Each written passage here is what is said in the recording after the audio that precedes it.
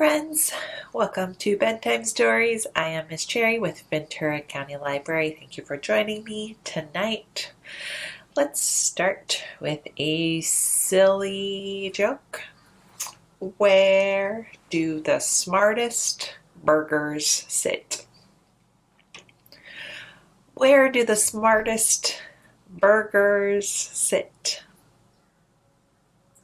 On honor rolls. All right, let's get our wiggles out. Let's get our thumbs ready and let's sing.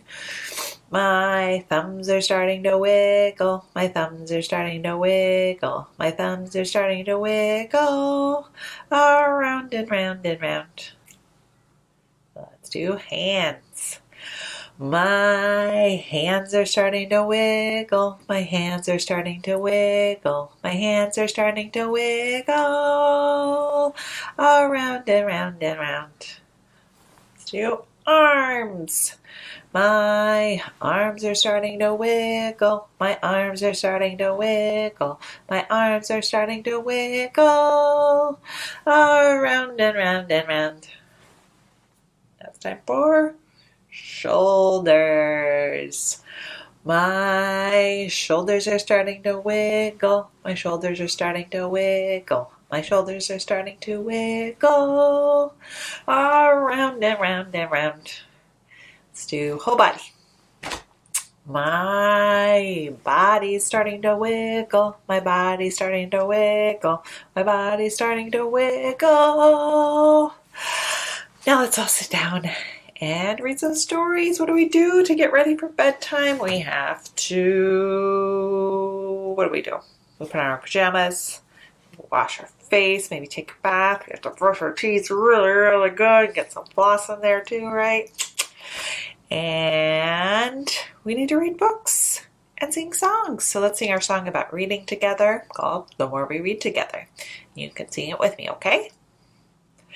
The more we read together, together, together, the more we read together, the happier we'll be. Read big books and small books and short books and tall books. The more we read together, the happier we'll be. Nice singing, friends. We are going to start today where both of our stories tonight are about libraries at night. Fun. And our first book is called Where is Our Library? And these are the two lions that sit outside the New York Public Library.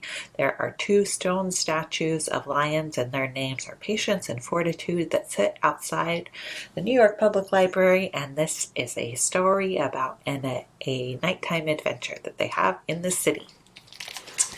Where is our library?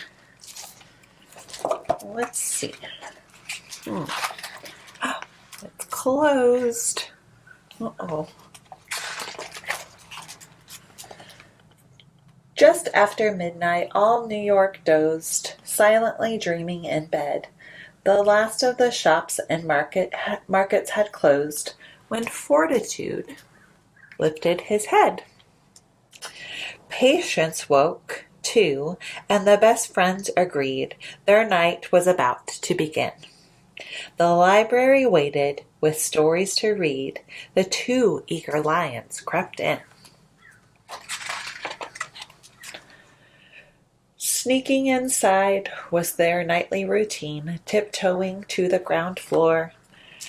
But something had happened they hadn't foreseen, and Fortitude let out a roar. The children's room looked rather different tonight. No, where are all the books? Patience said, "What's going on?"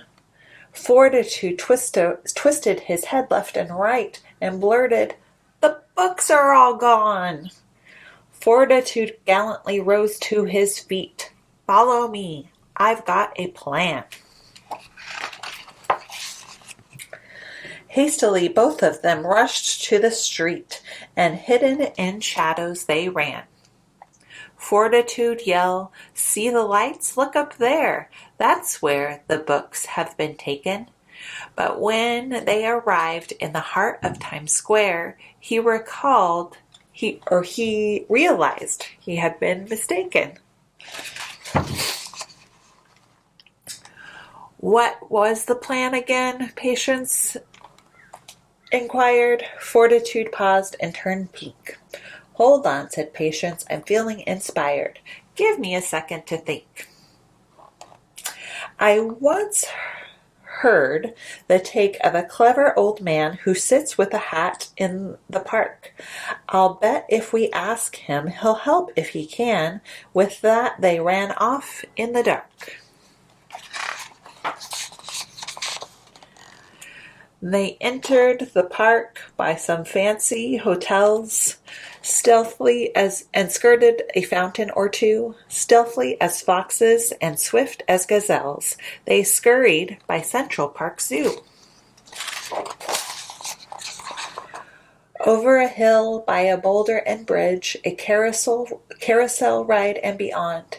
Down through a tunnel, then over a ridge, the lions arrived at a pond. There's the pond. Fortitude sped to the statue. It's him, the clever old man with the hat. Indeed, said the hatter, who straightened his brim. I issue a riddle, big cat. Why is a raven akin to a desk?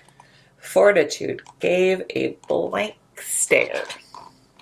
Ignore him, said Alice. The wise man you need sits over there by a duck. They thanked her and dashed with a torrent of speed, craving a little good luck.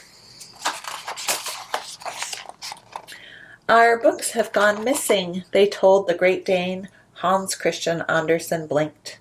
The writer said, Lions, I see you're in pain, and pulled out a quill to be inked.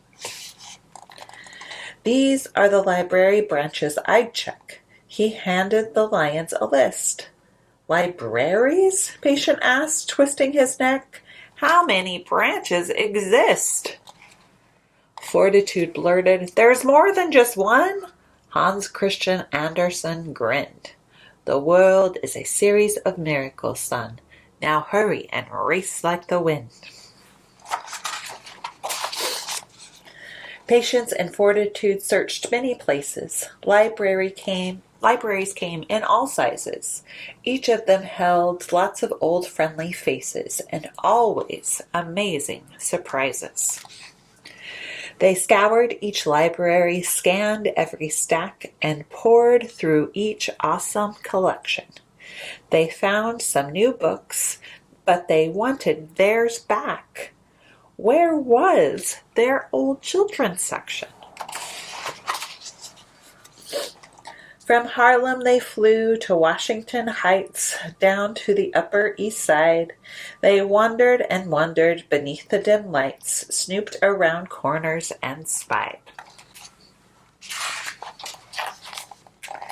In Lower Manhattan they combed every block. How would they find what they needed? Fortitude roared as he looked at the clock. Give us more time, Patience pleaded. Excuse me, a voice from above shouted down. What's going on over there? Our books have gone missing. We've searched the whole town, said Fortitude, full of despair. The kite dragon stated, You need new perspective. Patience agreed, looking north. A view from up high will be much more effective, and thus the two lions set forth. Up on the high line, the sun now ascending, slowly it dawned on the two. Their library lost, their quest was now ending. They hurried back home, feeling blue. Nearing their home, only 1 block away, Fortitude noticed a sign. Children and Teen Center opening today. A shiver ran right down his spine. The old children's center, it seems that it's moved, Patience began to explain. And that's why the signs have said new and improved, said Fortitude, stroking his mane.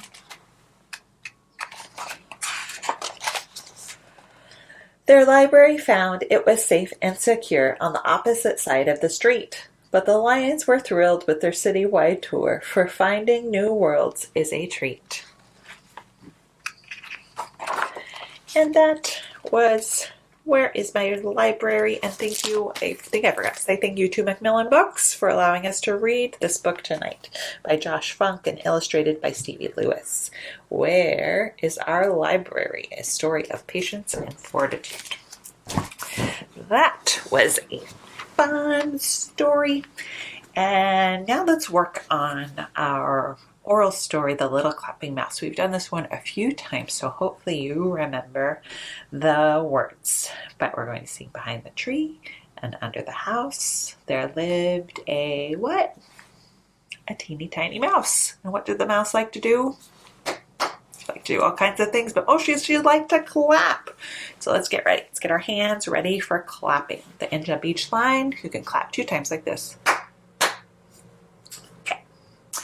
Behind the tree and under the house, there lived a teeny tiny mouse. She loved to sing, she loved to tap, but most of all, she loved to clap. She clapped all night, she clapped all day, she clapped to frighten the cat away. Frighten that kitty away. I wonder if it was patience and fortitude. Those are big cats, right? All right, our next story is also about a library, and it's called The Midnight Library. And thank you to Roaring Book Press and Simon Schuster for allowing us to read this story tonight. The Midnight Library. Oh, I want to visit that library. Once there was a library that opened only at night. A little librarian worked there with her 3 assistant owls. Let's find all the owls. 1, 2, 3. Every night, animals came to the library from all over town, and the little librarian and her 3 assistant owls helped each and every one find a perfect book. The library was always busy, but it was also a peaceful and quiet place until one night when... Ooh, what's all that noise? Bang, crash, doot, doot. A band of squirrels began to play music. Shh, said the little librarian. Please be quiet in the reading room. We're sorry, said the squirrels, but we're trying to find a good song for our next concert. Then follow me, said the little librarian, and she showed the squirrels to the activity room. Silence settled upon the library once more, while the band played their instruments as loud as they liked. Later that night, the little librarian was busy putting books away, when suddenly it started to rain. Oh dear, said the little librarian, there must be a hole in the roof. But sitting on top of the bookshelf, she found a wolf, and she was crying so much that her tears fell like rain. What is the matter, Miss Wolf? Asked the little librarian. Something very sad happened in my story, and I can't read it anymore, replied the wolf. Please don't cry, said the little librarian. And she took Miss Wolf to the storytelling corner. They read the book together until gradually the wolf began to smile. The librarian and her assistants knew the story had a happy ending. Ding, ding! The bell rang out as the sun came up. It was time for everyone to go home. One by one, the animals left the midnight library, all except one new visitor. A tortoise reading slowly in the corner, and he would not move. I must stay until I'm finished reading this book, said the tortoise. I only have 500 pages left. Let's make you a library card, said the little librarian. Then you can borrow this book and take it home with you.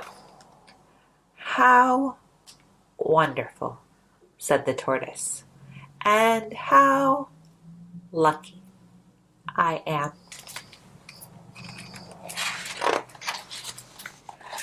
Goodbye, Mr. Tortoise. Have a good day. And the three owls and the little librarian gave the empty library a good dust and a sweep, and then finally it was time to find one last book. A very special book. A book of bedtime stories for the three sleepy owls. Sleep tight. Right. That was the Midnight Library. Very sweet story. And right, remember owls? Did they sleep at night like we do? Nope, they're nocturnal. So they're wide awake at night. And they sleep during the day. So that's why they're getting their bedtime story in the morning. And that's a sweet book called The Midnight Library. I hope you enjoyed that one. I like that one a lot. All right, friends, I think it's time for our bedtime rhyme. Say it with me. We need one fluffy quilt for my bed, two soft pillows for my head, three teddy bears to hold on tight, four kisses for a restful night, and five big hugs. And out goes the light. Good night, friends. Let's draw a circle on our forehead and pop in a good dream. I hope you have sweet dreams, and we'll see you next time.